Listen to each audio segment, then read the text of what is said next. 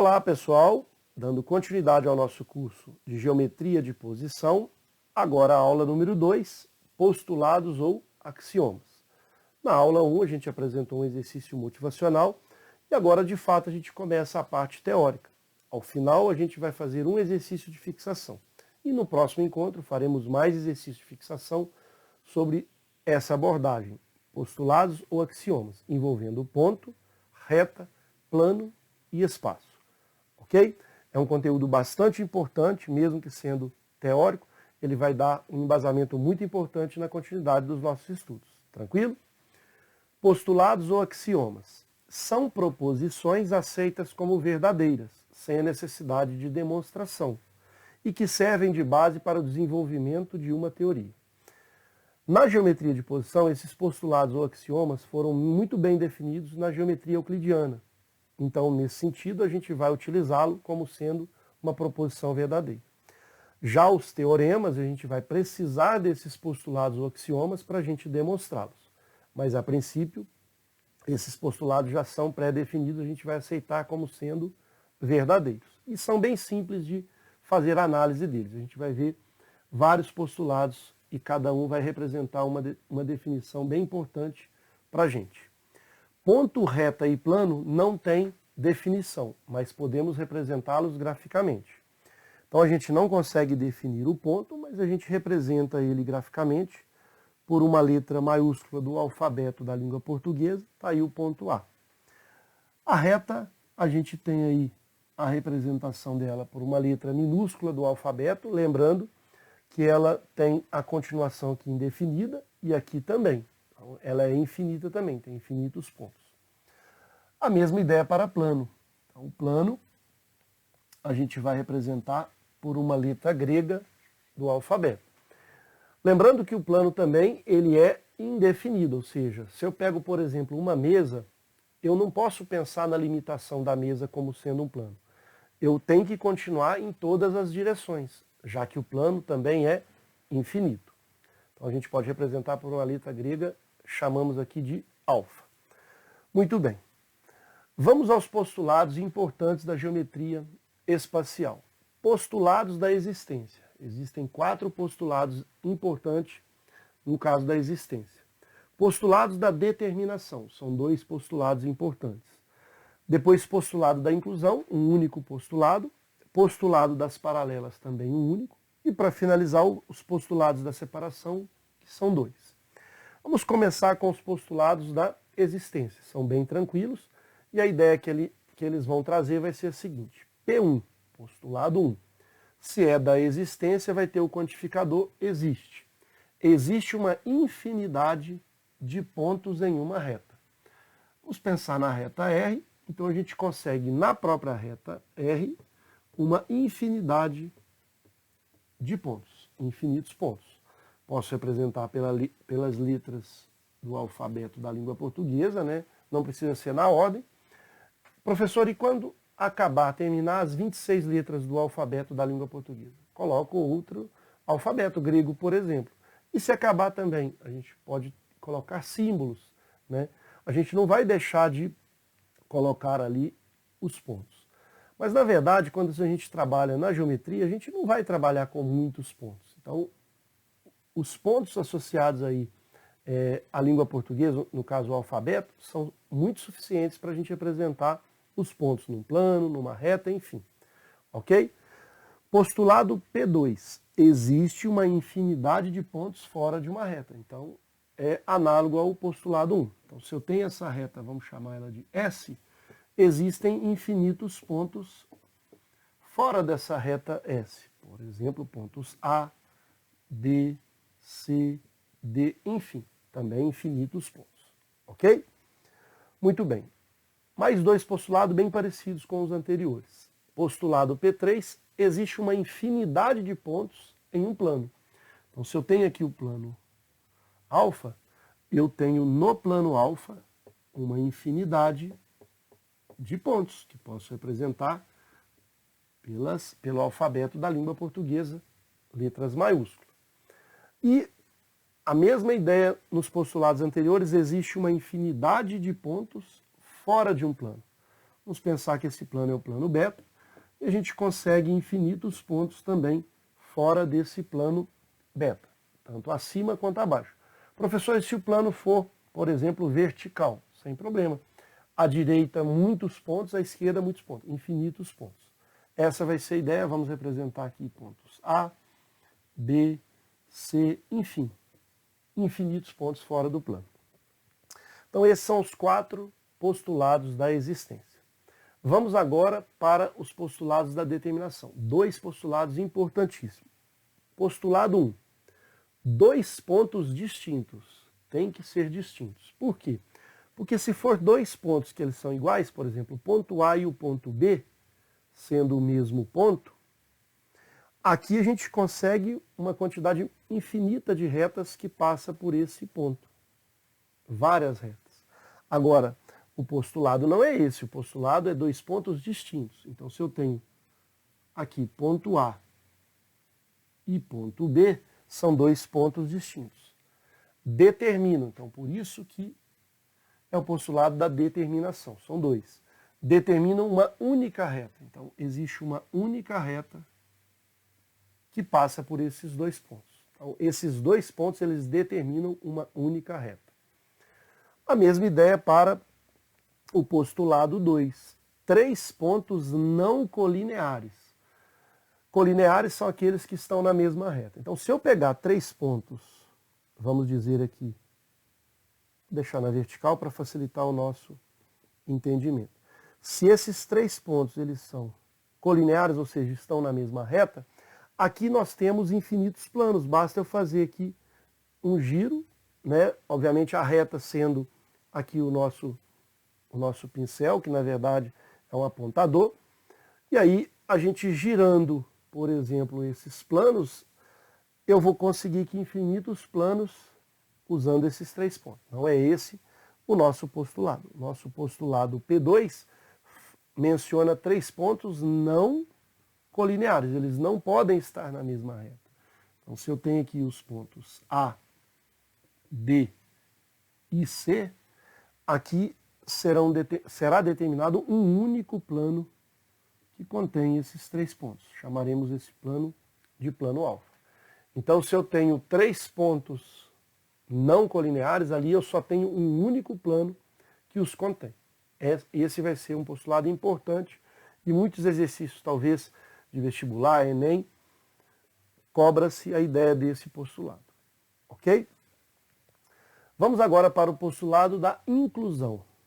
Então, vamos a ele, é o único postulado. Se uma reta tem 2 pontos distintos em um plano, então ela está contida no plano. Então veja, se eu tenho aqui 2 pontos, A e B, vamos supor que o plano alfa, se esses 2 pontos eles estão no plano, é porque também essa reta que tem esses 2 pontos está contida nesse plano. Então veja, se uma reta tem 2 pontos distintos, tem que ser pontos distintos, que esses 2 pontos estão presentes ali no plano, é porque a reta, vamos supor a reta R, está contida no plano. Outra observação importante, que é de conjuntos, pontos A, B são elementos. Então, quando a gente trata elemento com conjunto, então o ponto A, ele pertence ao plano alfa. Da mesma forma, ponto B pertence ao plano alfa. Mas quando a gente lida com reta, a gente tem infinitos pontos. Então a gente já está num conjunto de pontos. E aí eu não posso usar pertence, que é a relação de conjunto com conjunto, que eu tenho um conjunto de infinitos pontos. Aqui eu tenho um conjunto com infinitos pontos. Então, quando eu tenho a reta R, ela está contida no plano alfa. Poderia não estar contida. Eu posso pegar, por exemplo, uma reta S que esteja paralela ao plano alfa. Nem precisamos pegar a paralela. A gente pode pegar uma secante, a gente vai ver isso em outras aulas. Então, já a reta S não está contida no plano alfa. É paralela ao plano alfa. A gente representa assim. S é paralela à reta vamos supor que a reta R esteja também paralela a S. Não necessariamente, eu posso ter outras aqui, mas a reta S é paralela a uma reta, por exemplo, T, presente no plano alfa. Então, essas são as ideias que a gente tem. Quando é elemento, pertence. Quando é conjunto, está contido, não está contido, contém, não contém, enfim. Próximo postulado é o postulado das paralelas. Por um ponto passa uma única reta paralela a uma reta dada. Então, se eu tenho aqui a reta R, e se eu tenho aqui um ponto fora dela, suponhamos o ponto A, só existe uma única reta que é paralela a R e que passa pelo ponto A. Por exemplo, essa reta S. E ela é única. Então, a reta que passa por A e é paralela com a reta R, ela é única.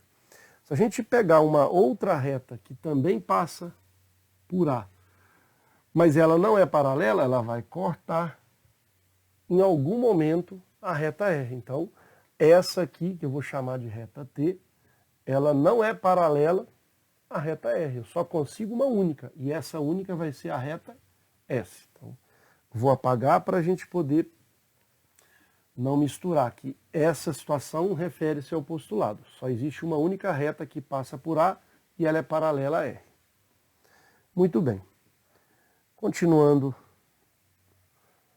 os postulados, esse agora o último postulado, que estão representados por dois. São os postulados da separação. Vamos começar no P1. Bem simples. Por quê?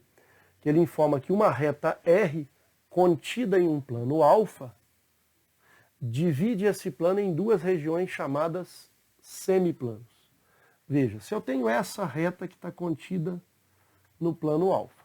Então, essa reta, ela não finaliza aqui, ela pode continuar de forma indefinida, da mesma forma que o plano.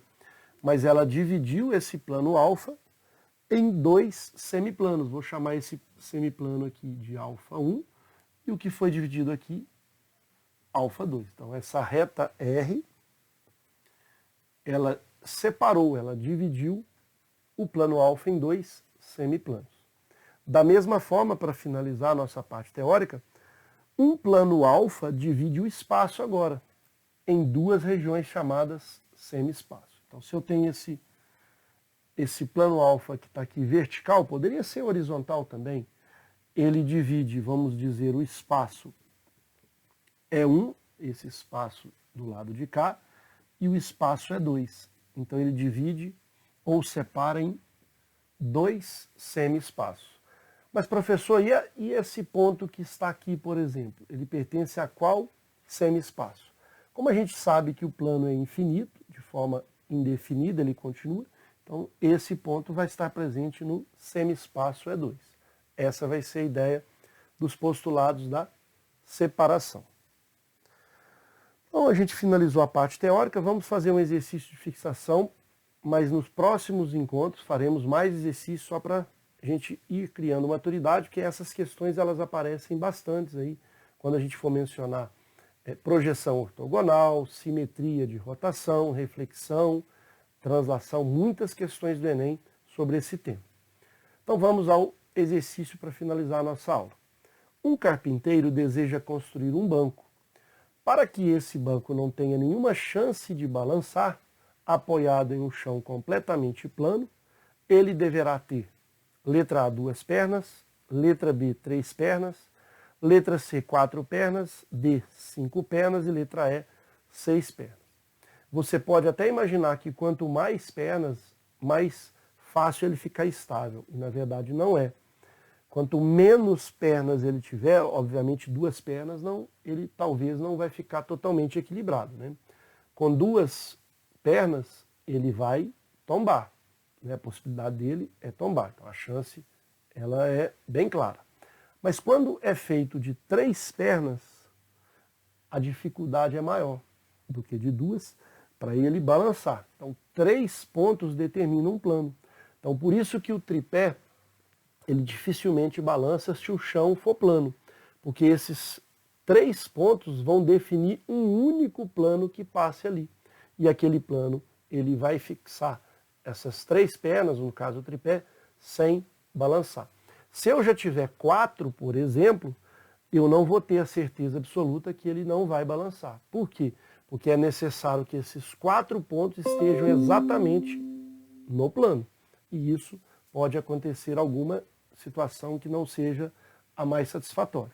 Então, pelos postulados que a gente viu, 3 pontos determinam um único plano. Então, se esse banco ele tiver 3 pernas, ele terá 3 pontos de fixação nesse plano. E aí ele não vai ter chance alguma de balançar. Então 3 pontos é a melhor situação. 4 pontos, veja só, se eu tenho um ponto aqui, outro ponto aqui e outro ponto aqui, tudo bem. Pense só, esse 4º ponto ele está um pouquinho mais afastado da TV. Ele está aqui. Então, se o banco não for construído de forma correta, pode ter 1 milímetro ali de diferença. 1 milímetro, 2 milímetros. Quanto mais ter essa diferença, mais ele vai balançar. Então, é preciso que esse ponto ele seja realmente o 4º, esteja exatamente no mesmo plano. Se ele estiver um pouquinho para fora da TV, vamos dizer assim, e um pouquinho para dentro, ele vai balançar. Agora, com 3, é impossível ele balançar, porque ele já está definido aqui na tela da TV. Então ele já está fixo, então ele não vai balançar. Então esse 4º ponto ele vai trazer problemas se ele for construído. É óbvio que quando o carpinteiro faz aí bancos de 4 pernas, ele tem que fazer a nivelação desses 4 pontos muito bem feitos, para que ele não balance.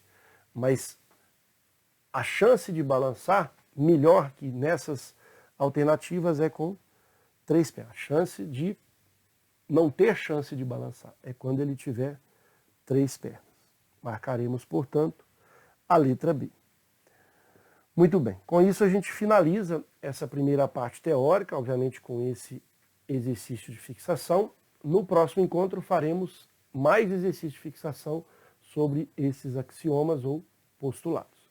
Espero então ter contribuído. Um forte abraço a todos, fiquem com Deus e ótimos estudos.